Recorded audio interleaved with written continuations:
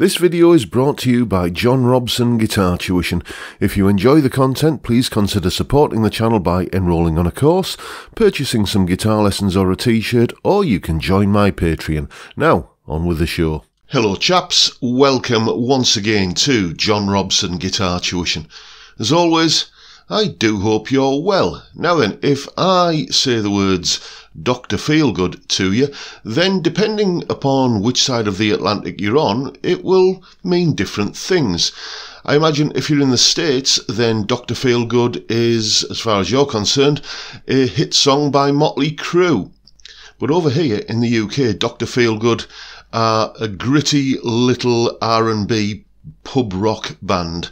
There they are. And they've been on the go since the 70s, and they're still going now, despite none of the original lineup surviving. And the song we're going to look at today, or the solo we're going to look at today rather, is from one of their songs called Down at the Doctor's, which I shall link to down in the description. Just so you can get an idea of the kind of vibe that the band had going on. It's like a really sort of gritty rhythm and blues pub rock, slightly kind of punky edged sound that they had, and I absolutely love them. Anyway, for many years I thought the solo on this song was played by the original guitarist, the mighty Wilko Johnson, but it turns out it wasn't. I got my timelines a bit mixed up. Wilko left about a year before this song was recorded, and the solo on this is courtesy of a chap called Jippy Mayo. And without further ado, let's take a look at the solo he played.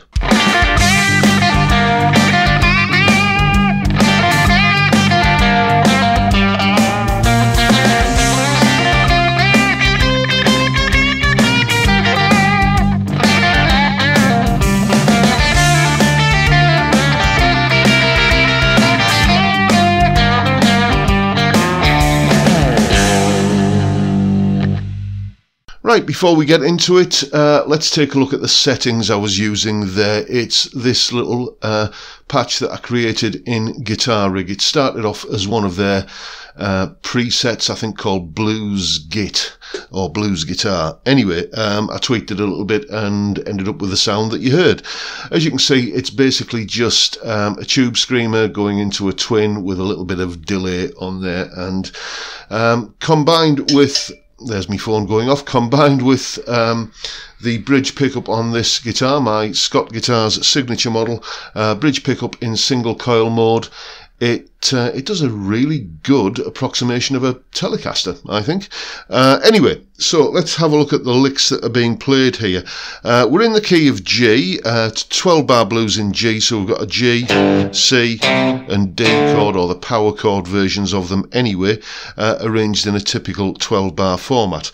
And the first bunch of licks goes like this. Like that, and that little motif that you've heard there, which kind of leads on to other notes, in this case, or like that, that's something he returns to throughout the solo. It's something I've noticed and something I've talked about in various videos where, you know, if you want to make a solo that sounds memorable, have a lick that you keep coming back to and reiterating. We call it a motif, and it makes things just sound memorable. It gives the listeners something recognisable and just kind of plants that seed in their mind that they kind of know what to expect, and that's essentially what makes something sound catchy and tuneful and memorable. Anyway, so after those licks, which go like this again, we start off again and then finish with this time, and then we're going up to the 4 chord now, the C, and we start with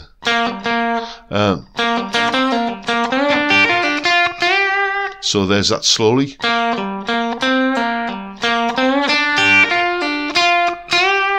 As you can tell, all of the notes that we're playing here, well, pretty much all of the notes in the solo come from G minor pentatonic. An entirely predictable scale choice for a solo of this nature. So there's that lick again.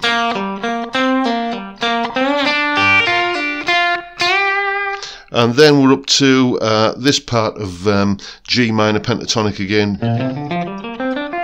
Top end of pattern 2.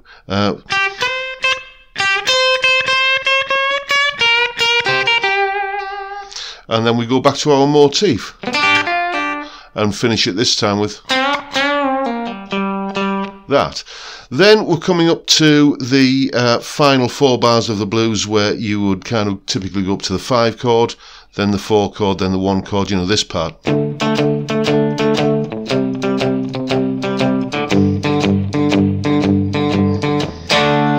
And if you're going to put in any busy, fiddly, kind of slightly more, you know, densely populated licks in a blues, that's a good place to do it. And that's exactly what he does here. He goes...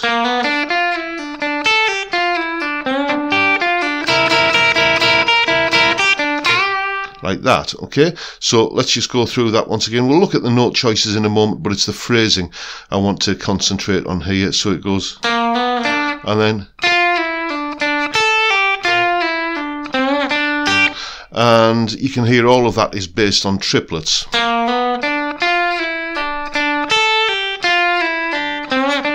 Basically dividing notes into groups of 3. So 1, 2, 3, 4.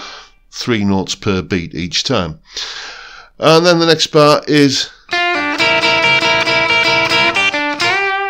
and that takes us into the kind of final few notes of the solo.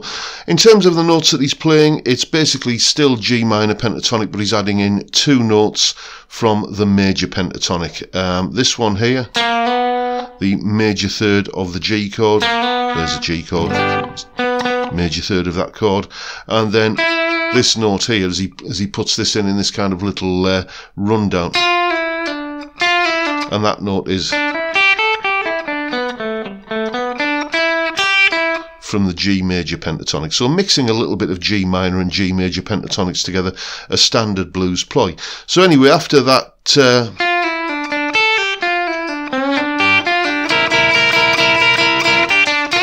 we now come in with, and that's the solo.